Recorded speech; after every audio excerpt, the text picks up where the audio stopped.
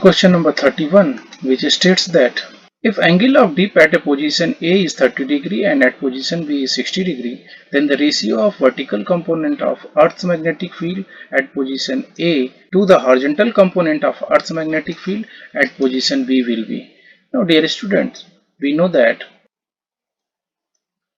BH equal to B cos theta, and here angle of dip at position A is 30 degree. That means BH at position A, that will be equal to B into cos 30 degree. That will be equal to B root 3 by 2. Now vertical component at position A will be equal to B sin 30 degree, and it will be equal to B by 2. Now at position B, what will be the horizontal component at position B?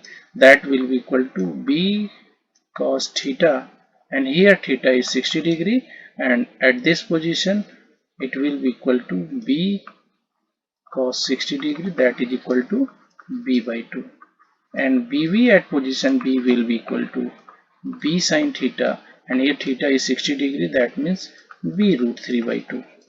Now according to the question, what is the ratio required? That is vertical component at position A divided by horizontal component at position B, and it will be equal to B divided by 2 on B divided by 2, that means 1. Hence option number 1 is the correct answer for this question. Now move to the question number 32, which states that a conducting bar pulled with a constant speed V on a smooth conducting rails, the region has a steady magnetic field of induction B as shown in the figure. If the speed of the bar is double, then the rate of heat dissipation is. Now dear students, we know that rate of heat dissipation will be equal to V square upon R. Since V, that is EMF induced, that will be BLV, that is VLV square by R. So here we can see that V, that power is proportional to V square. That means if we double the velocity, then power dissipation will be 4 times. Hence option 3 will be the correct answer. Now move to the question number 33, which states that a circular loop having variable radius r lying in a perpendicular magnetic field B to its plane. If the radius of the loop changes at a rate of alpha, then EMF induced in the loop at r equal to 2a will be. Now dear students, we know that what is the flux? Flux is given as B into A, that is area. And here B is constant, but area is pi into r square.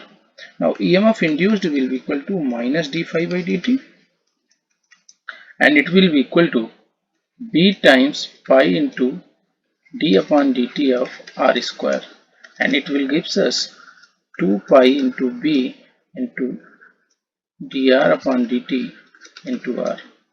Now putting this value, we get EMF E equal to 2 pi into B into dr upon dt is alpha into r is given as 2a.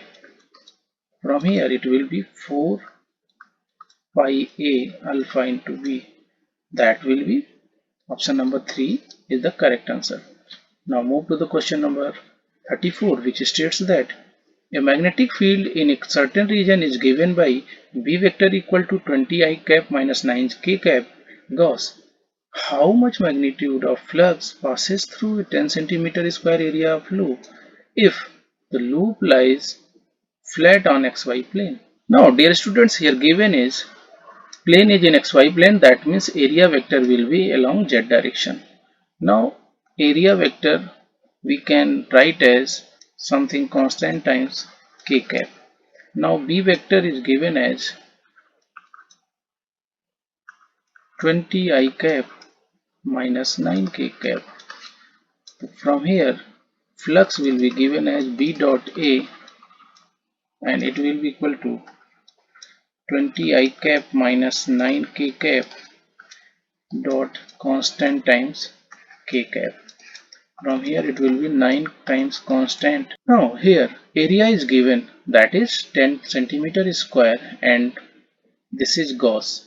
Now putting these values, now dear students, here we can find out the magnitude, that will be equal to 9 into 10 to raise to power minus 4, because here 1 Gauss is 10 power minus 4 Tesla, into 10 into 10 to raise power minus 4 meter square, and after solving we will get 90 into 10 to raise power minus 8, and it will be equal to 900 nano Weber.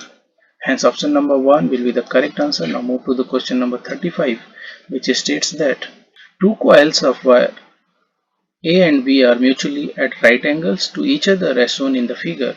If the current in the coil A is changed, then in coil B no current will be induced. Current will be induced in clockwise direction, current will be induced in anti-clockwise direction, and current will be induced depending on the increasing or decreasing current. Now dear students, as we can see that here planes are perpendicular. Okay. Now the magnetic field due to this current will be parallel to this plane, and magnetic field produced by this current will be parallel to this field. That means there will be no flux of one coil through the other coil. Hence, due to change in current of one coil, there will be no any current induced in the second coil. Hence, option number 1 will be the correct answer. Now move to the question number 36.